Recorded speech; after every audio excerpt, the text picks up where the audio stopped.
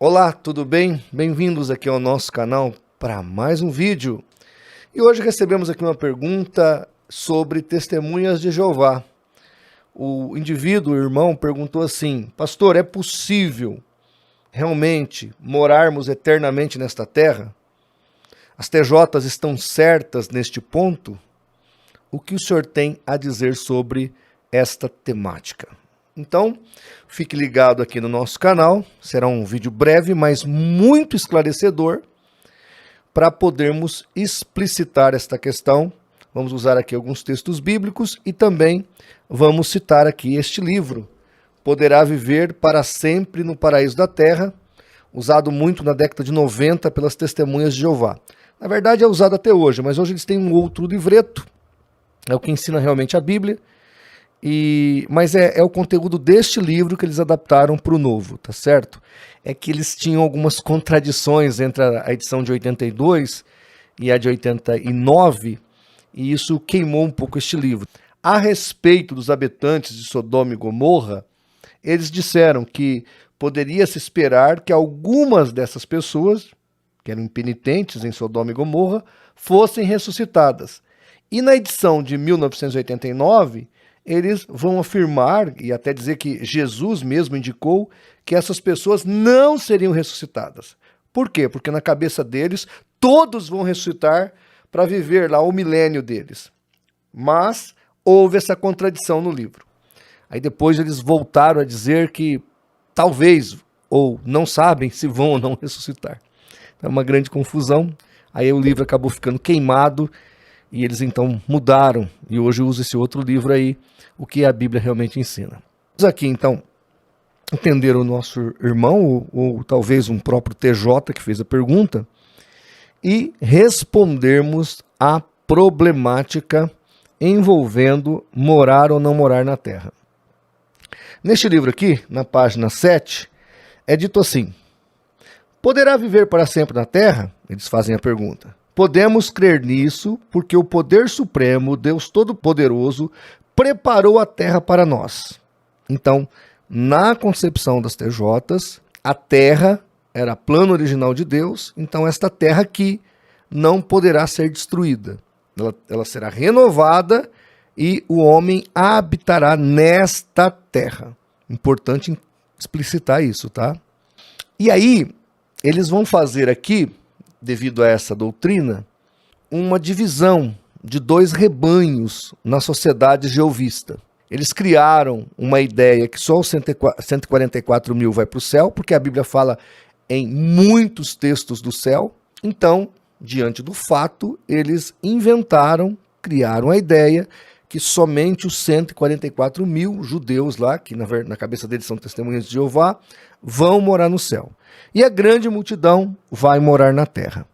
Os textos que eles usam são dois. O de Mateus 5:5, onde Jesus está citando Salmo 37, 29, que é: bem-aventurados os mansos, porque eles herdarão a terra. Então a ideia deles aqui é dizer o seguinte: olha, está aqui, promessa de Jesus, os mansos vão herdar a terra.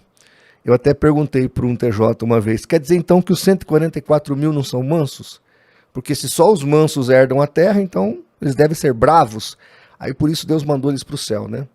Ele não gostou muito da pergunta, ele disse que não era bem assim, mas enfim, ele não me respondeu a problemática. A questão em si ele não respondeu. Voltando aqui, quando a gente vê essas expressões de terra, nós temos que entender que, primeiro, isso aí foi escrito para os judeus, descendentes de Abraão, literalmente, sanguíneos. E aí o que acontece? Você vai lá para Gênesis, e eu peço para você fazer isso aí na sua casa, leia o capítulo 12 de Gênesis e o 13. No capítulo 12 tem a chamada de Abraão, aonde Deus promete uma terra para ele. No capítulo 13 de Gênesis, Deus descreve o tamanho desta terra. Inclusive, nem no reinado de Davi, nem no reinado de Salomão, até hoje, nesses 3.500 anos de história do povo hebreu, eles não herdaram a terra que foi prometida, que vai desde o Egito até o Golfo Pérsico. Essa terra toda, segundo Dave Hunt explica isso muito bem num dos seus vídeos, toda essa extensão de terra que era para ser de Israel, nunca foi de Israel. Então, quando Jesus cita isso, e quando o salmista repete, primeiro o salmista diz, né, depois Jesus repete, ele está falando daquela promessa messiânica, onde ele, Jesus, reinaria. E aqui nós podemos entender por que nós cremos no milênio literal. Porque, inclusive, nós somos pré-milenistas. Porque Jesus reinará neste milênio prometido, e neste milênio prometido, ele dará a terra que foi dita a Abraão que a descendência dele herdaria. Então a nação de Israel seria dona dessa terra, e ela será. O Israel prometido acontecerá com o Messias sendo regente, e isso vai acontecer no milênio. Inclusive esta é a grande confusão das TJs. Por quê? Porque eles confundem o milênio com a eternidade. E aí vira essa grande confusão escatológica. Olha o que Pedro fala em 2 de Pedro 3,13. Mas nós, segundo a sua promessa, aguardamos novos céus e nova terra em que habita a justiça.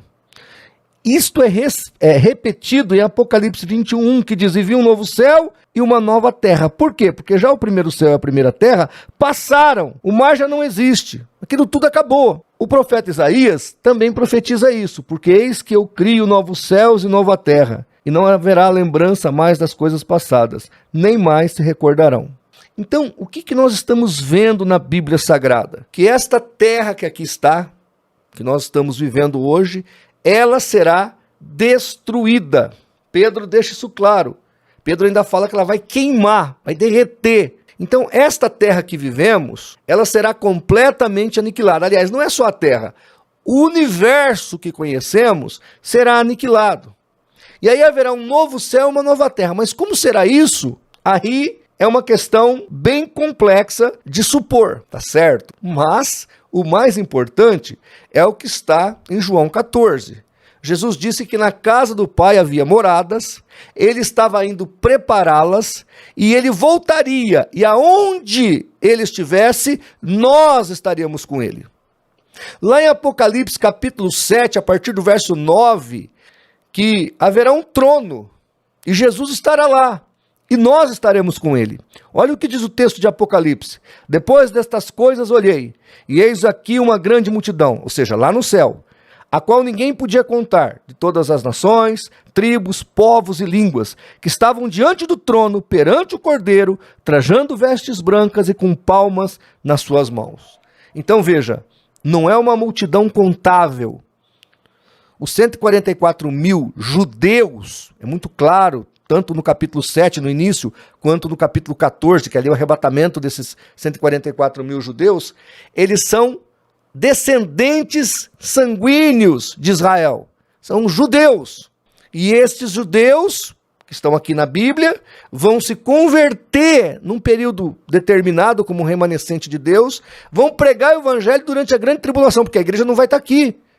A igreja já foi arrebatada. Então eles pregarão. Tá certo? Agora, que no céu haverá uma multidão incontável e nós estaremos com Jesus e com Deus Pai e o Espírito Santo, claro, dentro da própria igreja, isto aqui que eu acabei de ler é muito explícito, tá certo? Então as testemunhas de Jeová, elas cometem um erro que é escatológico, mas acaba sendo de perdição, porque eles vão restringir a salvação de alguns.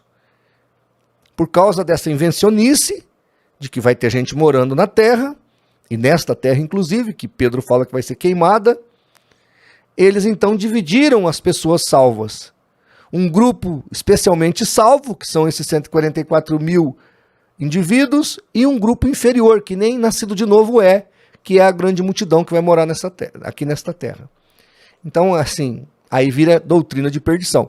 Poderia ser apenas um problema escatológico, porque em escatologia há divergências, mas são toleráveis, porque é um assunto bem complexo e não envolve salvação. Porque não interessa se vai ser aqui ou lá, eu quero estar com Deus e com Cristo. É isto que é relevante. O resto não nos interessa tanto.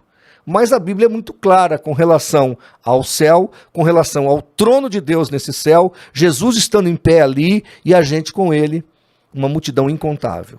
Tá bom? Então eu espero aí que eu tenha lhe ajudado. E se a TJ quer morar na terra, coitado, eu acho que ele vai acabar em outro lugar, não é bem na terra.